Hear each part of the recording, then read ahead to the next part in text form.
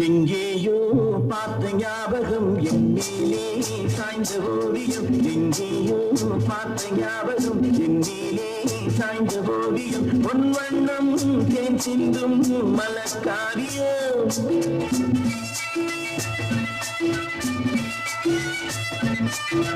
மலக்காரியம் எழில் ராணியின் இதழ் நாடகம். இதழ் நாடகம் தமிழ்காதலின் புகை கோபுரம். புகை கோபுரம் அகப்பாடலின் சுமை தாங்குமே. சுமை தாங்கியும் இமை மூடியும் சுகம் காணலாம். அசல் எவ்விடம் நகல் அவ்விடம்.